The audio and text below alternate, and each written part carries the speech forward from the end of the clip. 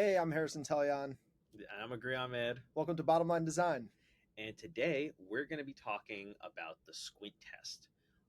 So this is something that always I think surprises founders when we talk to them about just how to make sure any screen, any interface that they're designing, including their marketing site, their website, most importantly, can pass a very simple test as to what's the most important thing I should be doing. What's the most important place I should click or tap, Yeah, or how do I make progress, yeah, if I'm already on the screen. So, I mean, maybe like you could just dive a little bit into the purpose of the squint test. yeah. So the purpose of the squint test is basically to see if your users, you basically just squint and you make your vision blurry. If you're looking at a web page and you can't find out where to tap or where your eye is being dragged to, then your website does not pass the squint test. And where's the squint test important? It's important in onboarding flows. It's important in landing pages.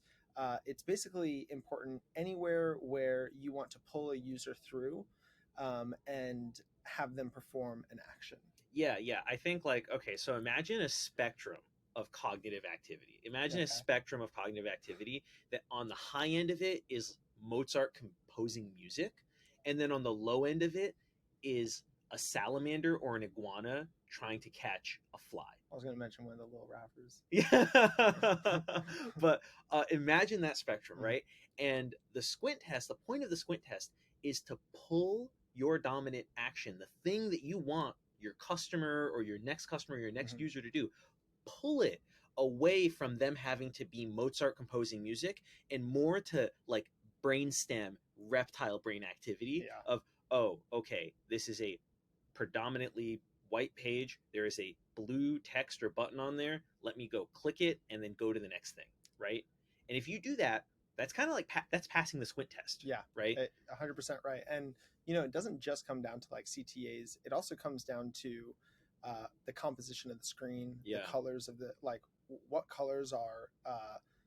Oftentimes, what we'll see is when we're talking to founders, we'll see that founders have made a site, or maybe some of the designers have made a site, and you reach their landing page or you hit their onboarding flow, and suddenly the logo is competing with the CTA that you need the user to tap, or maybe illustrations are competing with the CTA, right. or maybe this, that, and the other thing is competing with the CTA, and that's just not good when you're trying to pull someone through. My favorite example of this is when you go to a landing page or you go to a marketing site and you're trying to figure out what does this company do. I've never heard of them before, and their above the fold has the a lengthy description of what they do and what they're about, and it's in white text.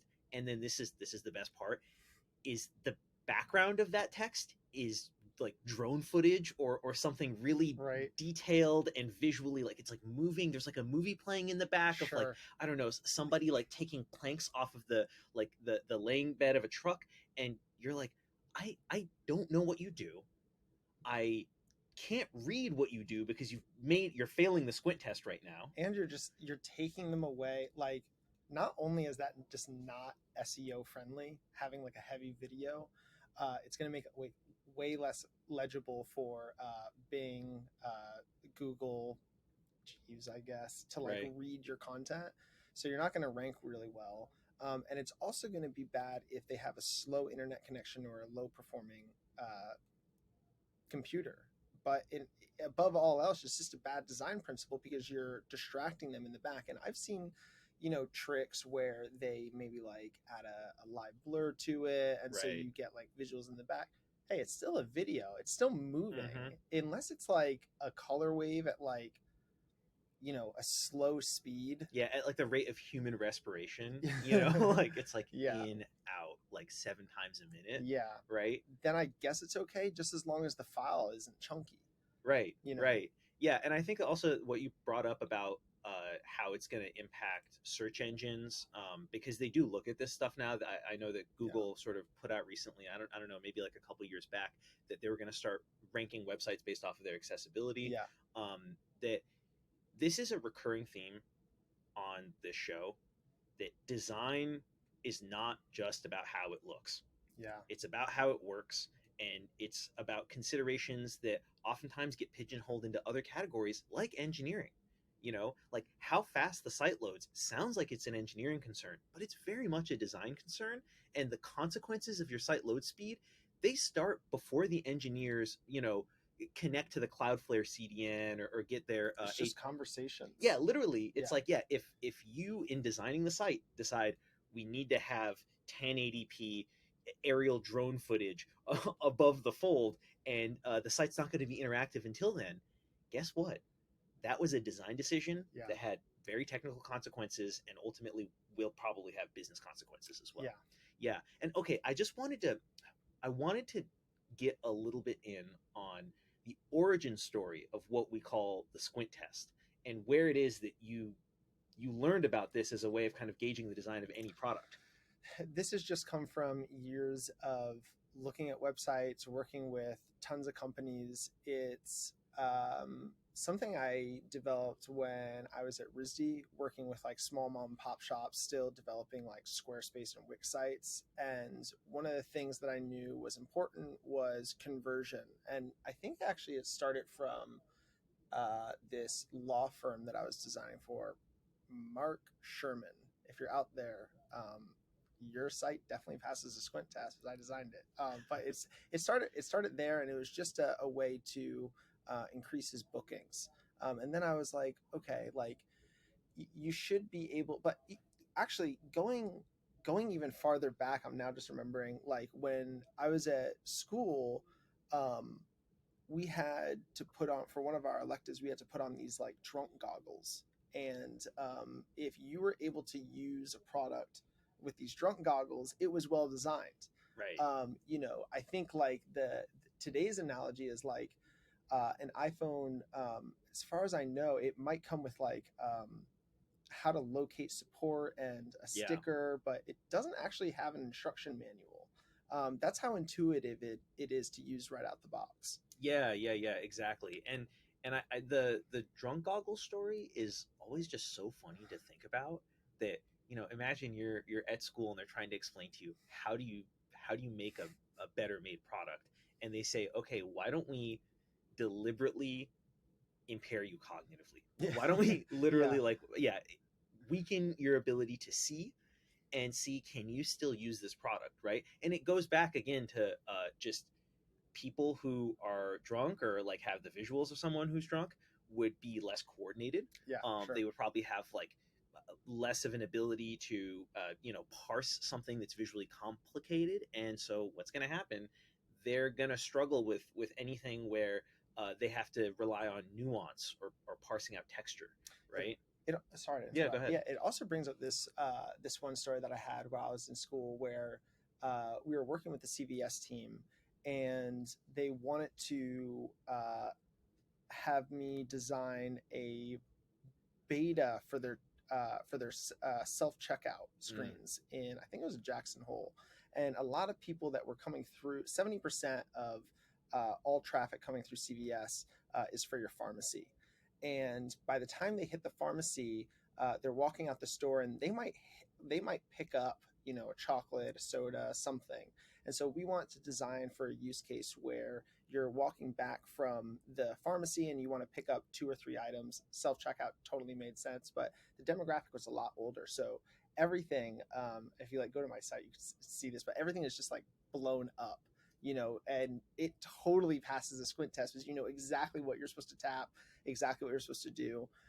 So that was just another story that I got reminded of, where it also comes down to like the user that you're designing for. If you're designing for someone that is 20 years old, you're not gonna. You can make the interface a little bit more tasteful.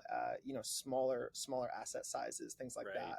But if they're a little bit older, you have to design for good accessibility. They have to be a Right. little bit.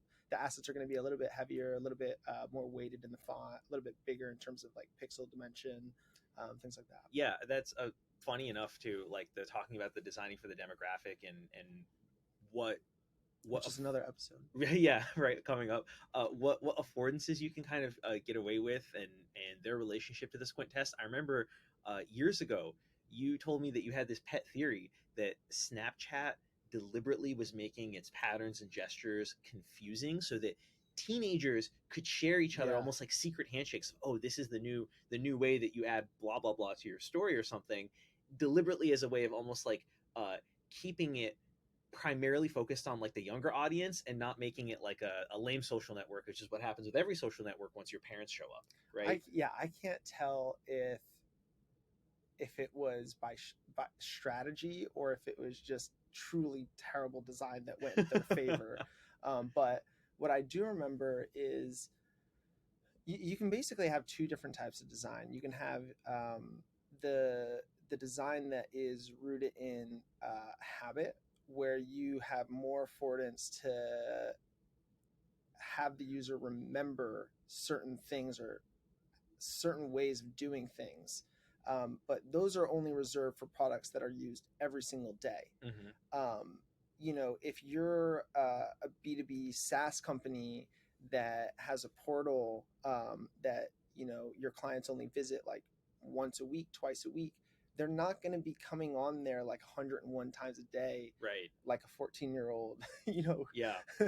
would be going on to Snapchat. So the design has to be a bit more obvious. Right. So it's just all comes out to designing for your demographic, like Yeah. directionality. Yeah, for sure. And one of the things that we've seen, we get a lot of questions about for the squint test is, okay, is there a way besides just squinting, because maybe my eyes are going to hurt after a while of too much squinting, to be able to test any landing pages or websites, and we'll probably put this in the description of wherever it is that you're seeing this, but I dug around in CSS last night, and I found a way that you can apply, like a style you can apply to your CSS that will basically do the squint test for you, so that you don't get crow's feet wrinkles, right? As you're trying to test all your different screens. An ever important topic. Yeah, right. 2023. Skincare is key. Yeah. So like it's very simple. You just take the highest level HTML element. We'll write this down also in the description. Take the highest level HTML element and then apply the style filter colon space the word blur. So it's the blur function in CSS, blur, and then in parentheses just 7px. So what you're doing is you're applying a filter to the entire page. That's so cool. Yeah, yeah, and it'll blur it for you as if the browser is running your thing through the squint test. And now, without straining your eyes, you can see, scanning the entire screen. Does this segment, or does this part of the fold actually pass? Is it clear where the customer or the page visitor, where they should be focusing? And yeah, I just thought that might be valuable, so that super valuable. Yeah, and this also kind of normalizes the squint, because you could imagine everybody probably squints a little bit differently. It sounds silly, right? But like putting everybody through the same kind of like cognitive knockdown, to see, are we all agreeing? Are we all seeing the same thing, the same blurry image?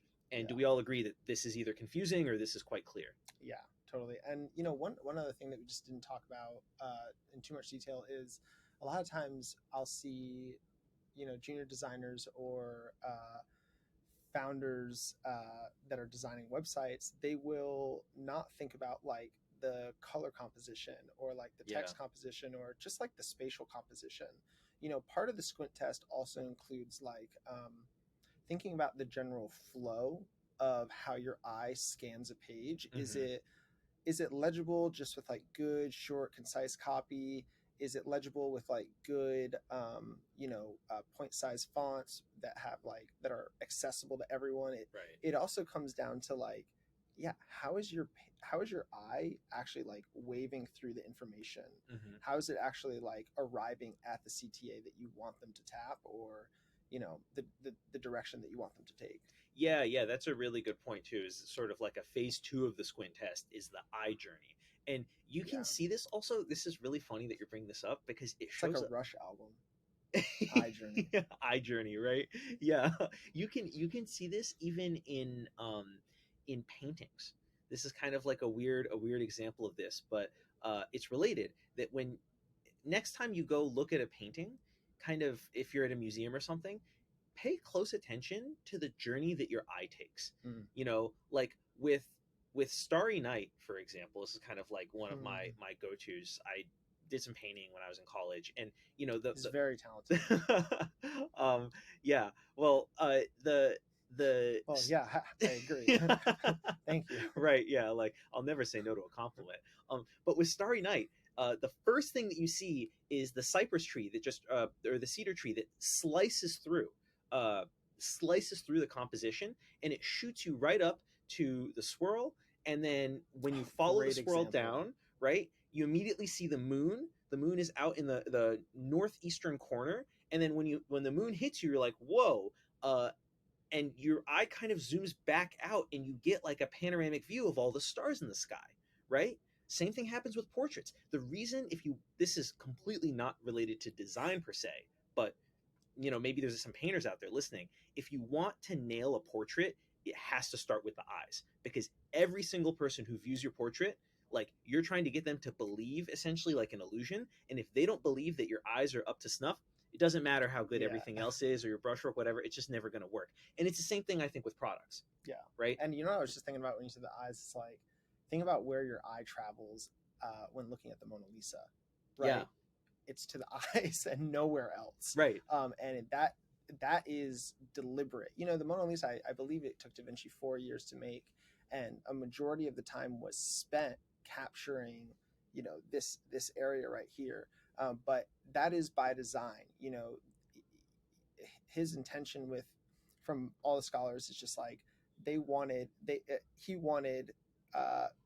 the observer to be taken in, and the observer was him. He just did it for himself, and it just, like, you know, apart from like all the work getting burned, like that was one of the few that stuck around. Yeah, totally.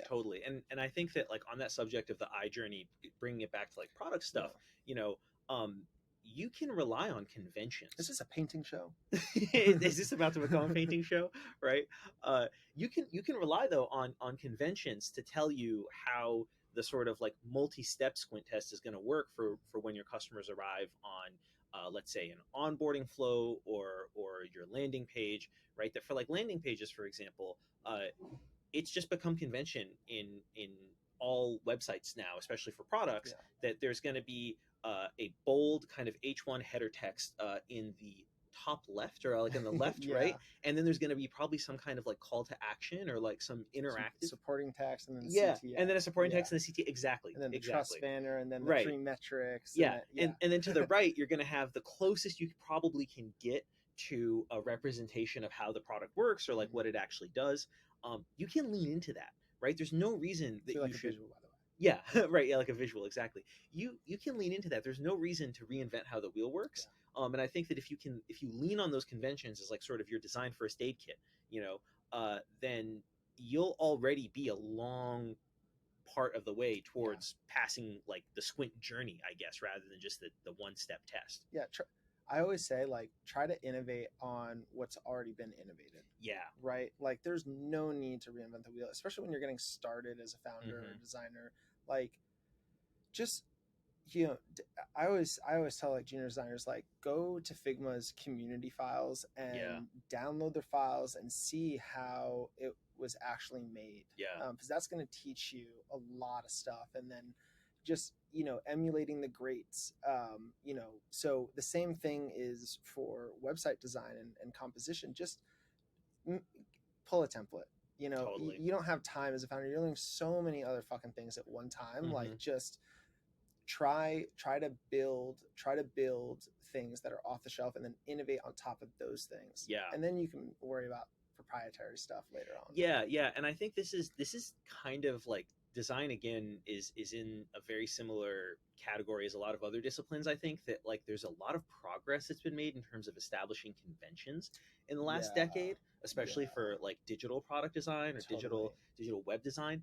And a lot of the literature, the best practices that you see circulating may be from like a cycle or two back, when those conventions were still emerging. Right. And I think this is like one of the reasons that stuck around that I hate is the Hamburger Man. Oh, the Hamburger Man. The enemy of this show is the Hamburger Man. The enemy of discoverability, conversion, focus. Yeah. And it became a convention around the time that all these sort of conventions were starting to emerge. There were Yeah. different paradigms and stuff. People would oftentimes congratulate little details of delight in a way that would actually obscure why the product was well designed or what made it valuable. And I And think now no one says they want delight anymore. yeah, I it's remember right. when we were in San Francisco. So Agree and I were working together in San Francisco. Literally every other marketing meeting would have some plug about how we need to delight our users Right. or to celebrate. No one needs confetti cannons Right. when you're tapping submit on your mortgage application. They just don't. What they do need is legibility in like the terms.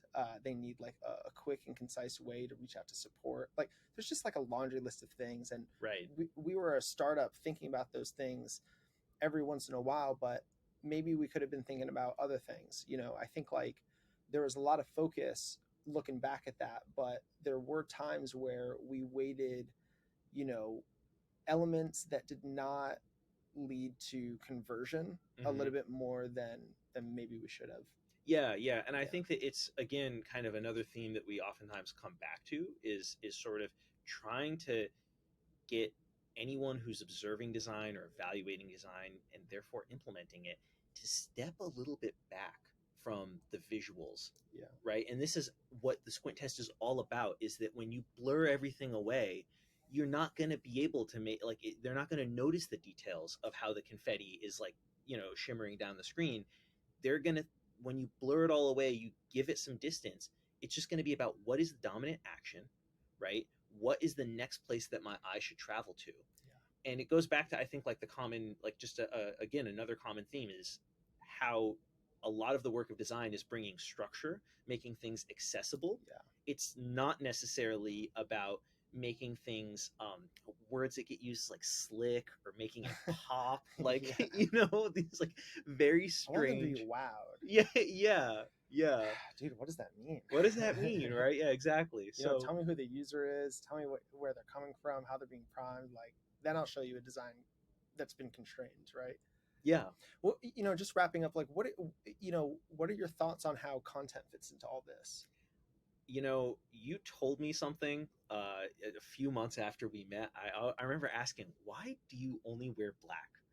It's like, it's a little bit weird. You didn't seem like goth or emo or anything like that. So I knew it wasn't like some sort of like, emotional statement. Yeah, right. It's just, I remember asking, like, why is it that you only have black shirts and black pants? And your response is you like put your palm over your face. You said, content is king. Right? Yeah. Oh, how embarrassing. Yeah, I mean, I got enough personality for those that know me. I don't need any more distractions in their life coming in the form of clothing that I pick. Right. And also makes my mornings easier. Yeah, exactly. But I thought that was like that was an answer that really stuck with me. I thought about for like a long time after. It's like, okay, content is king.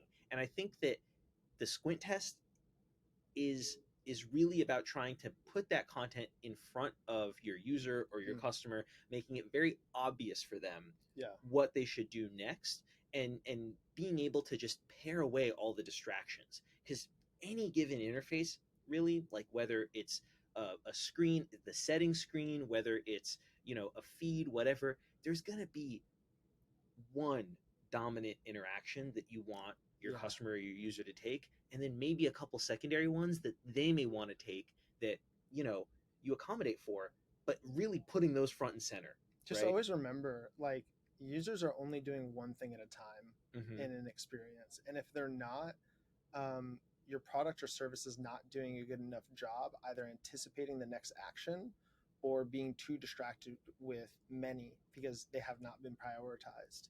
So that's a result of just talking to your customers, obviously, but it's something to think about and weigh up when designing a web experience or a mobile experience. Where does this user feel considered? And they feel consideration when you know them so well that you know exactly what needs to be told to them, and they know exactly where to go after they've been told something. Yeah, exactly. So yeah, I think that's it. That's the squint test. If you guys have any questions, comments, leave them down below. Obviously, like and subscribe. It helps us out a ton. But I am Harrison. And I'm Agree. And this is Bottom Line Design. Thanks so much for joining us.